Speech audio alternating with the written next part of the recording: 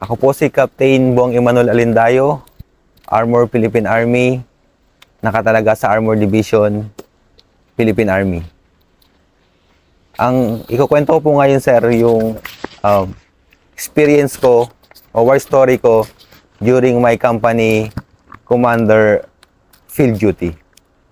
Nag-CO po ako noong 2019, kasagsagan po ng COVID.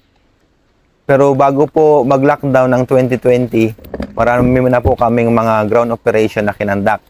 Sa 6ID po kasi, ang isa sa mga dynamics ng 6ID, sir, is lagi silang quarterly silang nagkakandak ng FMO or yung Focus Military Operation. Hindi lang siya brigade operation, kundi division operation ang kinakandak doon sa area ng 6ID. Isa sa mga experience ko, yung naging company commander ako ng 11th Mechanized Company at ako yung pinaka-senior officer na na-deploy doon sa Datopiang. Kasama ko dito sila Ranger Apostol ng 12 Mechanized Company at yung mga ibang mga line companies ng Mechanized Battalion. So composite kami ng 3 kumpanya. Ako yung pinaka-senior, ako yung pinaka-ground commander. Kasama naman namin yun dito yung 6th Infantry Battalion, which is yung kabady namin na infantry unit. Ang tasking namin dito, ang mission namin is kunin yung bahay ni Karyalan doon sa Datopiang. So, isang ano lang po yun, isang diretso lang. Babanggain lang namin lahat ng mga armado doon. Pero yung papasok pa lang kami doon, halos walang bumangga sa amin. Kundi welcome pa nga kami ng mga tao doon sa area.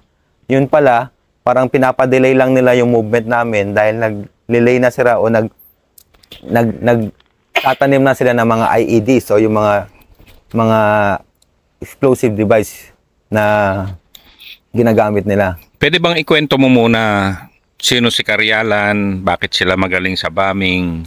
Ano na yung 2015 yung last mo, di ba? Ito 2019 na, may nag-iba ba na sitwasyon? Yes, sir.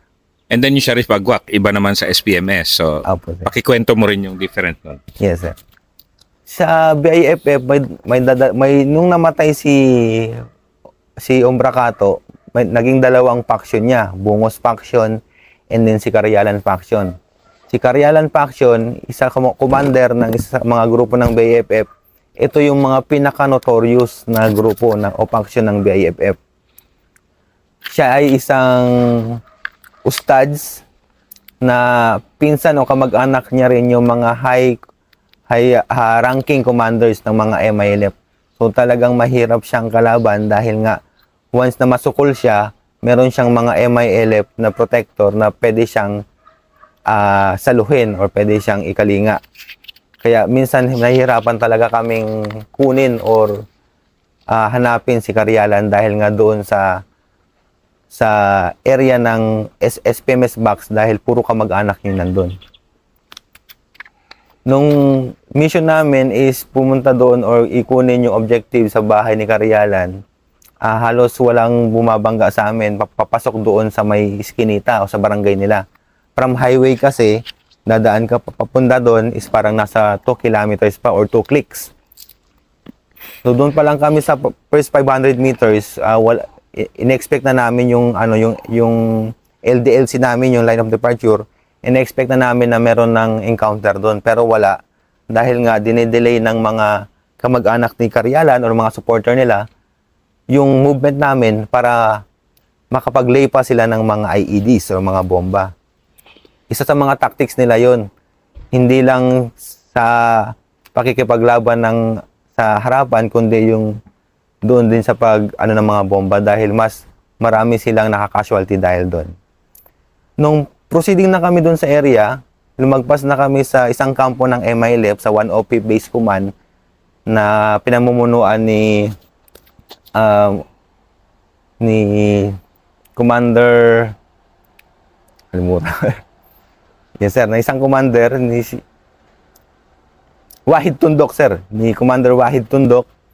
Lumagpas na kami sa bahay, ibig sabihin na clear na namin yung isang area na medyo critical. So parang kumpiyansa na kami doon kasi ang inisip namin wala na. Hindi na to babangga sa atin dahil masyado na kaming marami. While proceeding doon, approaching doon sa area, nagulat ako na biglang umalog na lang yung mga vehicle namin. Nakasakay ako sa trucks doon sa RCWS. Dalawang vehicle yung sa unahan ko, yung sa PL ko. Then ako, tapos maraming mga 5 vehicle pa doon sa likod ko. Tapos infantry naman doon sa pinakalikod namin. Nagulat ako, muusok na yung paligid. Bali, nagulat kami na umalog yung tangke namin. Then umuusok na, sumisigaw na yung platoon leader ko. Sir, puro IED na pala yung pumutok. Akala namin, sir, is nalubak. So pagtingin ko sa camera, may camera kasi yung RCWS, sir. Nakita ko yung pagputok ng mga IED sa gilid namin, sir. Pero dahil nga nasa armor kami, tsaka mahinang klaseng IED lang, wala kaming casualty.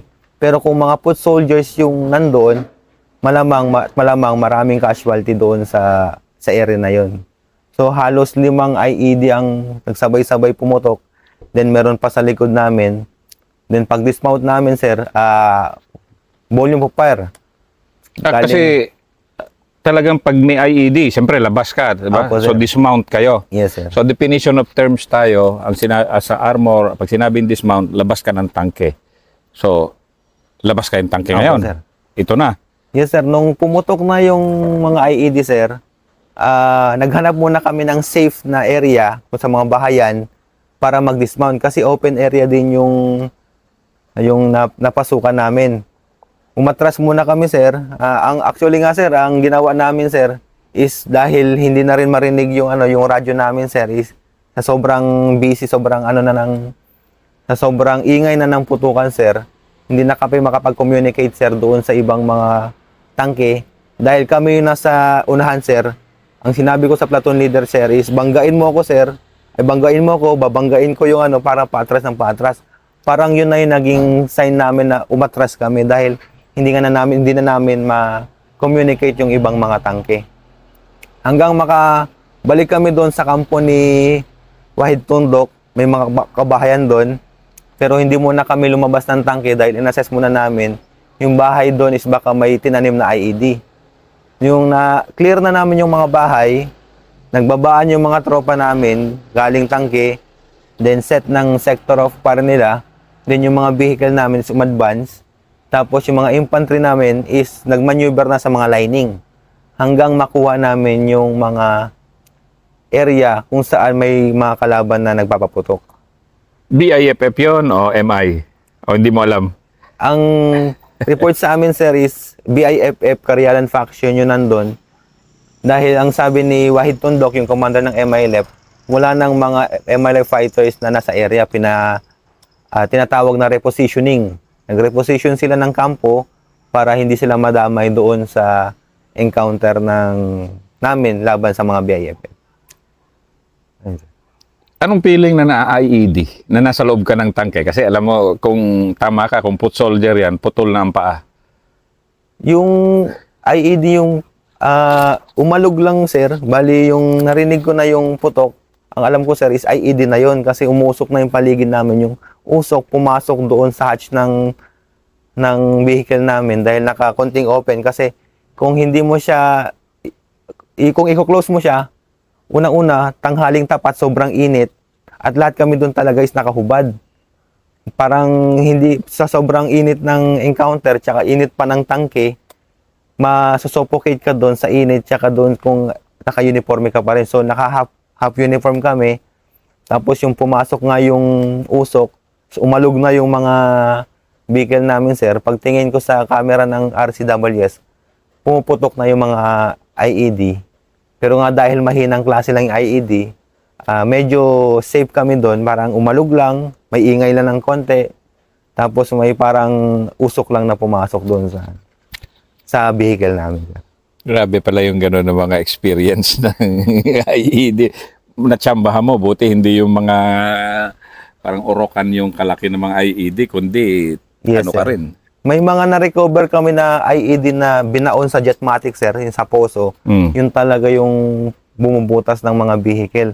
Then yung mga IED na sa Orocan, sir, parang landmine na nga yun sir, ganun kalaki. Yun talaga yung nagpapaangat. Pero dahil medyo na-assess na rin namin yung, dahil lagi nandun yung ano sir, yung encounter, paulit-ulit na lang doon ng area. So nakaka-assess kami, nakaka-adapt kami kung saan nila pwedeng ilagay yung mga IED na malalaki. Kaya lagi kami may dalang mga EOD, tsaka yung infantry battalion ng 6ID is sanay na mag-identify ng mga IEDs. Kaya naiiwasan namin yung mga ganong pwedeng idulot na pinsala, sir. So by that time, ano ka na, veterano ka na, no? So parang alam na alam mo na ginagawa mo. Yes, sir. So pag atras nyo, buti yung MI hindi sumali sa gulo dahil kung hindi, talagang ano ka rin doon. Yes, sir. Yung kampo kasi ng MI Left, sir, ginawa ng TCP ng batalyon. Pag papasok namin doon, sir, cleaner muna namin yung kampo ni Wahid Tondok, yung bahay niya. Pag clear namin, sir, umadvance lang kami ng konti, pumasok na yung TCP ng batalyon para meron na kaming foothold na tinatawag doon sa area. Para pag mag-extricate kami or umatras kami, meron na kaming safe na pwedeng paglabasan ng mga tao. Anong hindi mo makalimutan dyan sa encounter na yan? Yung ano sir, doon ko nakita yung namatay yung isa sa mga kasamahan namin, si late Divalid. Bali, ongoing yung firefight, sir, dahil nga ang kinuman ko na lang, sir, is yung pagputok ng 105, sir. Kasama ko si Captain Peralta dito, sir, yung CO ng 12 Mechanized Company. Ang nirequest na lang namin, sir, is yung para maklear yung ano, sir, yung daanan, is mga 105 na lang, sir, 105. Hapon nun, sir,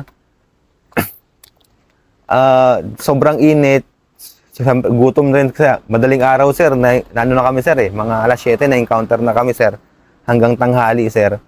Nakita ko, sir, yung tropa ni Captain Peralta, sir, which is yung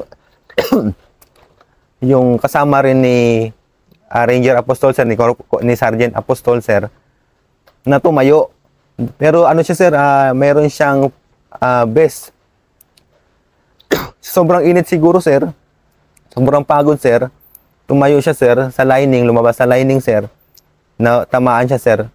Ang tama niya, sir, parang dito sa gilid, sir. Hindi yung vest niya, sir, napakalaki, sir, pero doon pa rin siya, na-snipe pa rin siya doon sa tagiliran niya, sir. Ibig sabihin, sir, ganun kagagaling yung mga kalaban namin that time, sir. Dahil aabangan ka muna, sir, kung saan ka vulnerable, sir, doon ka nila titirahin, sir.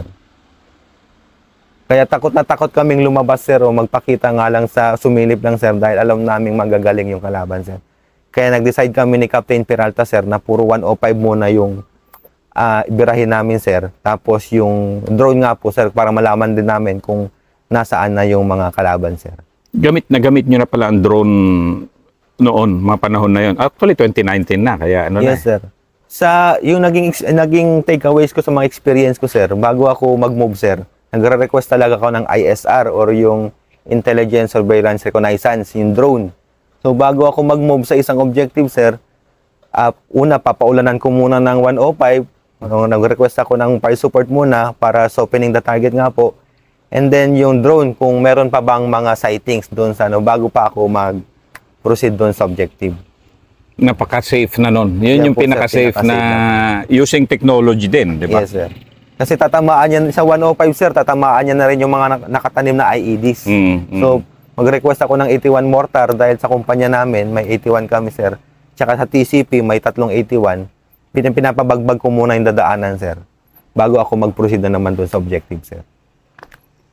So, anong masabi mo na sa pag-mature mo sa command na hindi, maro ang tawag sa kung ano, pero yung sayo kasi ano ka na naging savvy ka na marunong na ako marunong ka na ng ways of war sa Maguindanao, no? Yes, sir.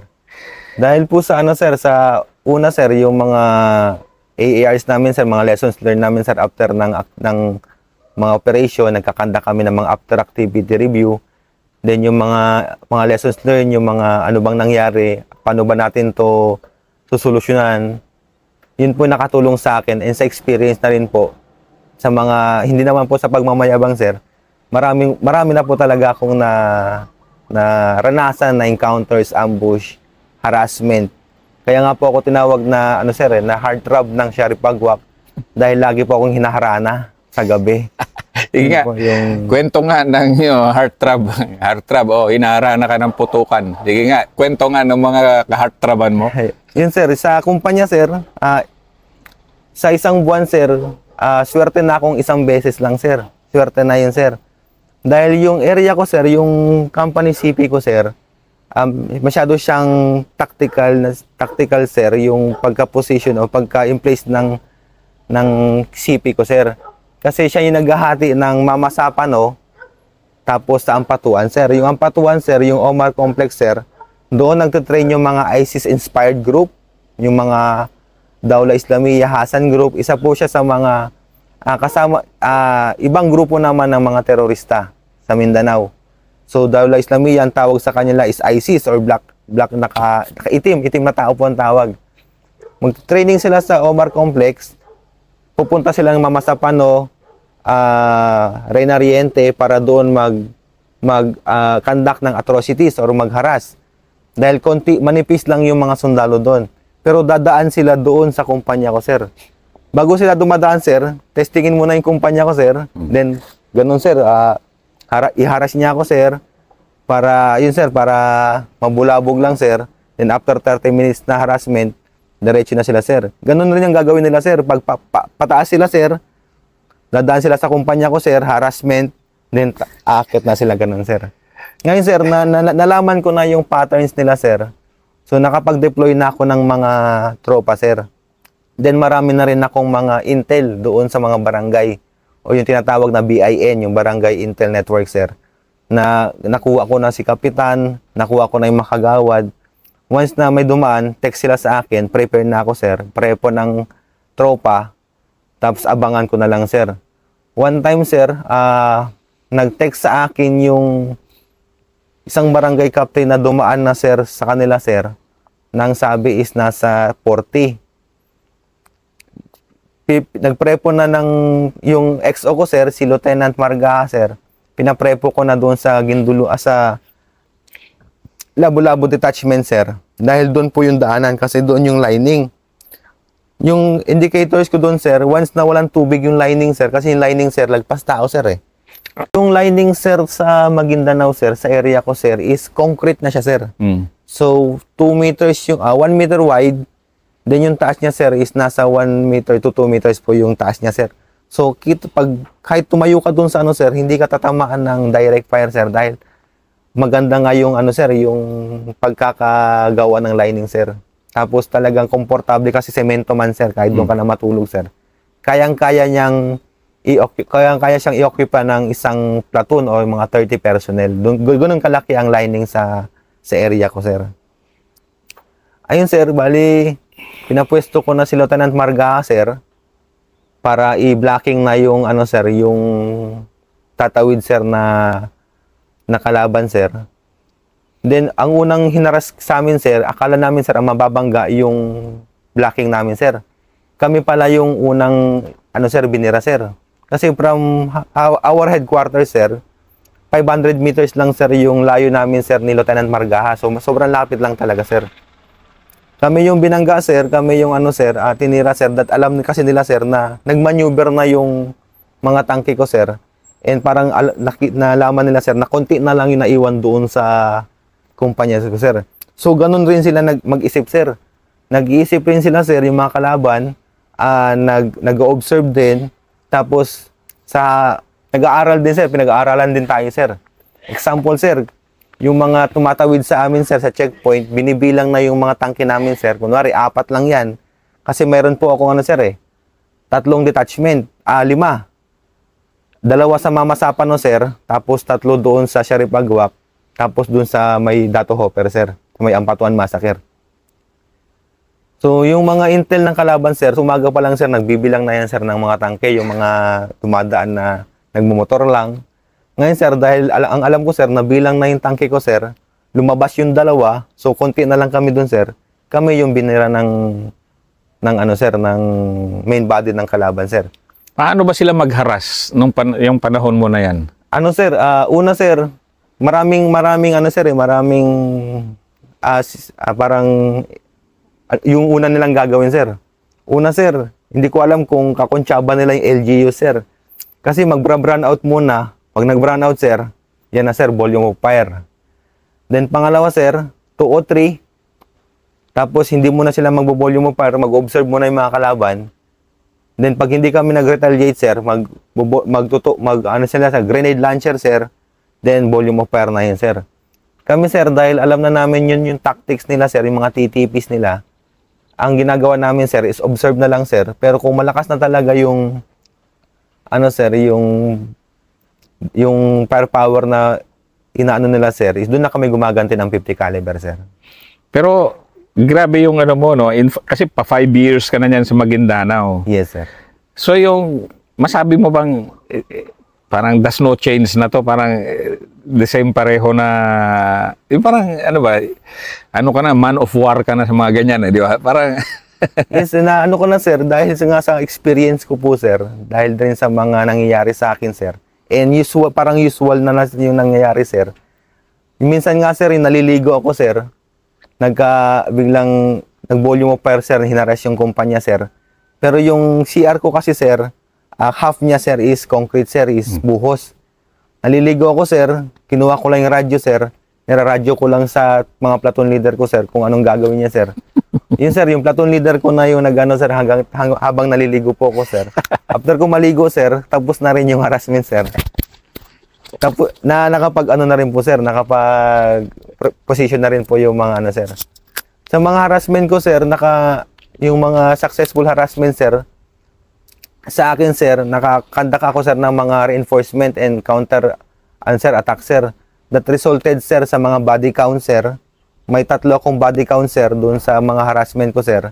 And then sa mga ano sir, recovery ng mga war material at mga firearms po nila sir. anong fulfillment mo nung pa 5 years ka na? CEO ka, pa 5 years ka na, ano na to? Kumbaga, yung area mo kasi, para notorious masyado eh. Oh, ang Patuan Massacre, yes, di ba? Sa 44, yes, area mo yan eh. Opo, sir. Ano yung kan mo nun na parang pa 5 years ka na, parang anong feeling mo na nun? Yung para sa akin, sir, una, sir, pagiging sundalo, sir, personal, parang wala na sa akin to, sir. Parang yun nga, sir, medyo experienceado na ako. Alam ko na yung gagawin, yung hindi gagawin, sir. Alam ko na yung pwedeng puntahan sa hindi pwedeng puntahan. Pero yung takot ko, sir, is, sir, nandun pa rin, lalong lumalaki, sir, lalong lumalawak, sir. Bakit, sir? Kasi nadadagdagan yung anak ko, sir, eh. So, nagkaroon na ako ng 2 anak, sir. Parang iniisip ko, sir, parang hindi na ako, parang medyo nababawasan yung tapang, sir. Parang ganun, sir. Ayoko nang makipag-away, sir, eh. Kasi kung si S3, sir, may operation na naman, sir, tapos kailangan ng senior captain, sir, o senior ground commander, ituturo ko na yung kasama ko, sir, baka pwedeng siya na, sir. Parang sa akin, sir, hindi ka habang buhay na matapang, sir, eh. Once na may yung pinaka-weakness ng isang sundalo, sir, yung pamilya niya, sir. Once na meron ka nang inaalala, sir, guys, kahit sobrang sorry, sir, kung sir, kung SF or Ranger ka, sir, pero may pamilya ka nang iniisip, sir, may mga anak ka nang iniisip, sir. Kahit sobrang dami na ng specialization mo, sir, sa pakikipaggera, sir, nawawala yun, sir, kung iisipin mo yung pamilya mo, sir, eh. Parang ganun, sir. So, tama lang yun, sir, sa kapitan, sir, medyo nasa field ka pa lang, pagdating mo ng major o pataas, sir, dapat wala ka na doon sa mga ganong situation, sir.